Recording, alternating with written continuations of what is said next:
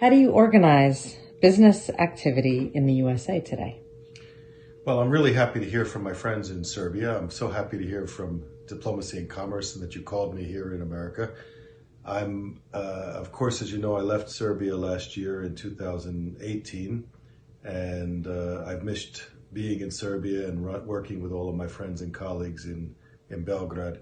For the last 12 months, I've been working as a consultant since coming back to the US. And most days I've been working from home, but I also have the opportunity to travel. Now in the coronavirus period and the quarantine period, unfortunately, we all have to work even more remotely.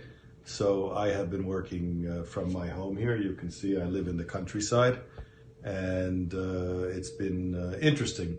A lot of the work that I've been doing would require travel, so I'm seeing less work over these days.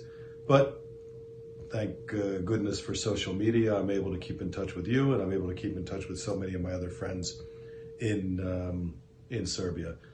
I'm supposed to be partly retired.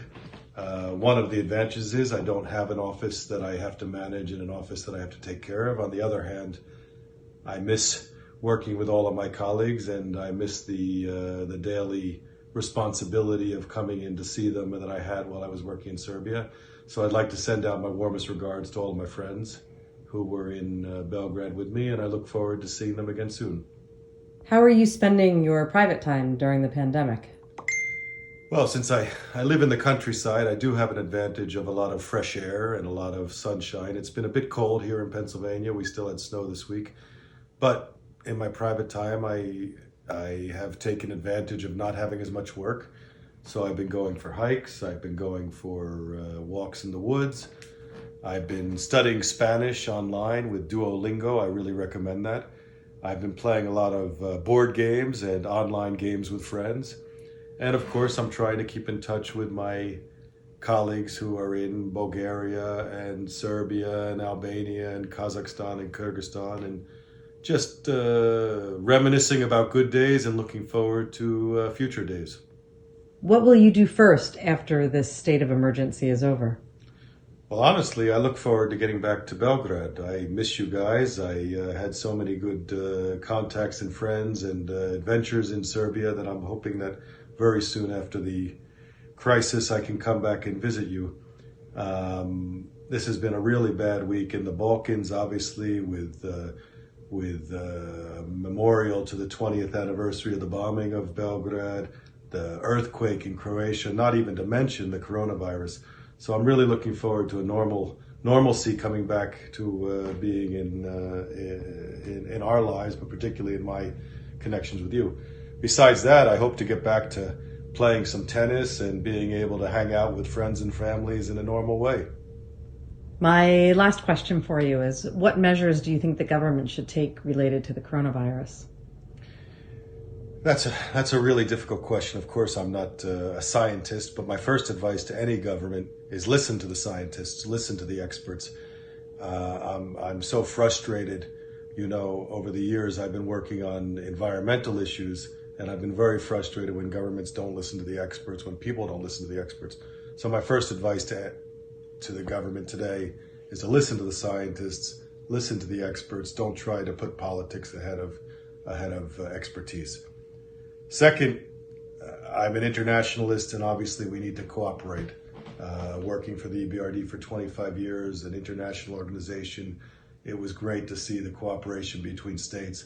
I hope we can quickly get back to that. I don't believe in any country first, not America first or any other country first. We need good international cooperation to deal with these kind of crises. And I hope we can quickly get back to working as partners again. Third, I believe in governance and good governance. All over the world, we've had this trend of denigrating governments and saying government is corrupt or government doesn't work right. I know that we're all skeptical about the ability to governments to work together, but it's important that we develop good government, good governance, and that people trust in their government to take good decisions. My work with organizations like NALED was so important to me because they are working to improve the quality of governments in Serbia.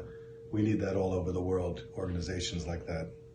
And finally, talking about the economy, I believe that governments need to get money to the people who will spend that money on food and pharmaceuticals and rent and energy needs or whatever it is they need to keep their lives going for the next 2 or 3 months. And then that money will be spent to keep the economies functioning. So I do support large government intervention, but I think most of that intervention should go to the people, and that the people should be able to spend the money to keep their lives together, to keep their families together. And then when the crisis ends, those companies that have been there for the people will come out of it stronger and better and ready to move forward.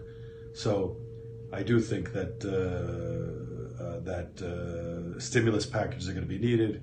It's going to be really rough the next few weeks, few months, but when we come out of this, hopefully we'll all get working together. As for me, I look forward to seeing you all soon. I wish you all the best. Stay healthy, and my best regards to all of my friends and colleagues in Serbia.